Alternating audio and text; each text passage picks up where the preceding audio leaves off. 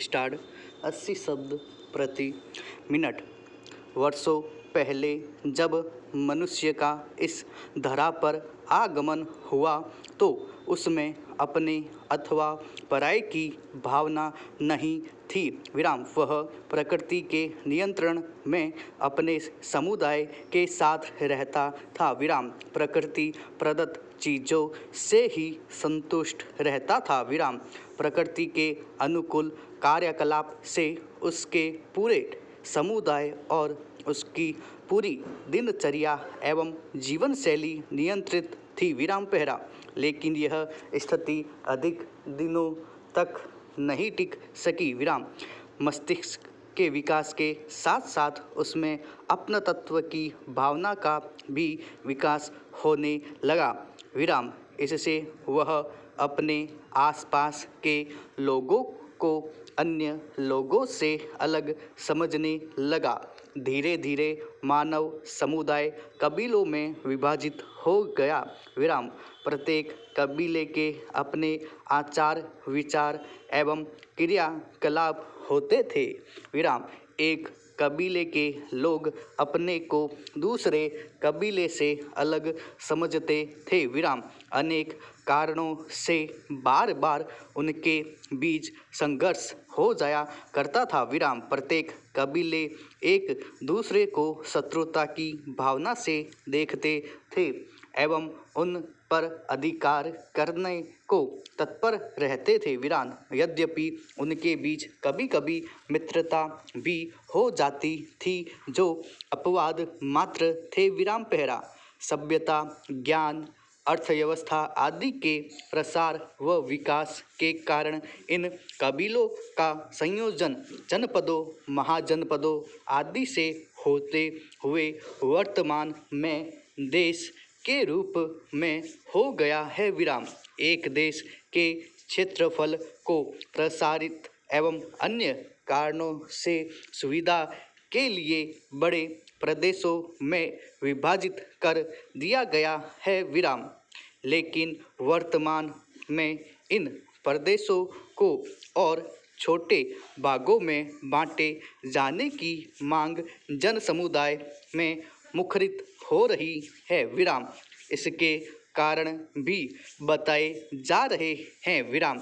छोटे राज्य बनाए जाने के विभिन्न लाभ हैं। ऐसा छोटे राज्यों के समर्थन में कहा जा रहा है। लेकिन इस बात से भी मुंह नहीं मोड़ा जा सकता कि इसकी अनेकों हानियां भी है। इन लाभ एवं हानियों का सूक्ष्म अवलोकन करते हुए ही किसी सुझाव या निष्कर्ष पर पहुंचा जा सकता है। पहरा भारत में छोटे राज्यों की मांग नई नहीं है। आज़ादी के पहले से ही लोगों द्वारा छोटे राज्यों की मांग की जा रही थी। कांग्रेस ने इस बात का समर्थन भी किया था।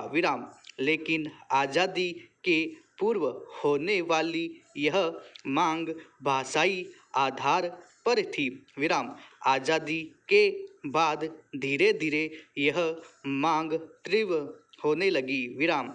1948 में जेबीपी समिति का गठन राज्य पुनर्गठन के निरीक्षण हेतु किया गया। जिसकी रिपोर्ट में कहा गया कि भाषाई आधार पर राज्यों का गठन उचित नहीं है। लेकिन व्यापक मांग को देखते हुए ऐसा कर देना चाहिए। इस निष्कर्ष को लेकर आंदोलन तीव्र हो गया। 1952 में पोटट्टो श्री रामलुल्लू का 56 दिन के आमरण अनशन के बाद देहांत हो गया। इस बात ने आंदोलन को और हवा दे दी। जिससे 1953 में आंध्र प्रदेश का गठन कर दिया गया।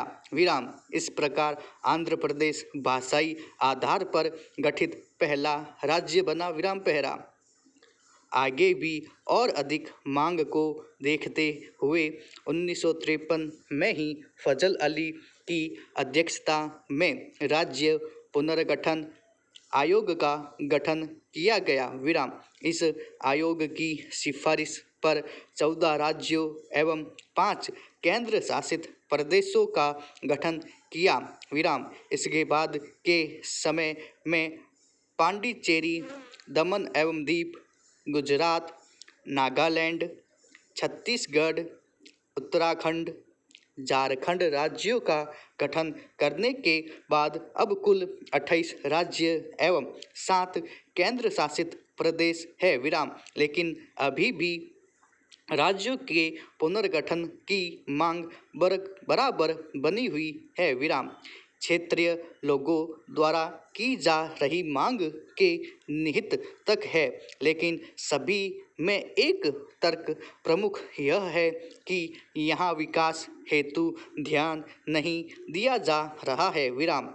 वर्तमान में भारत में राज्य पुनर्गठन के कई कारण है। विराम।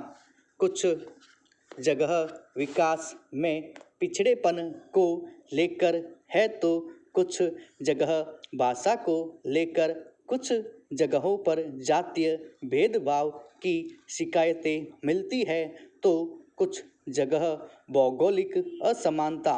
विराम।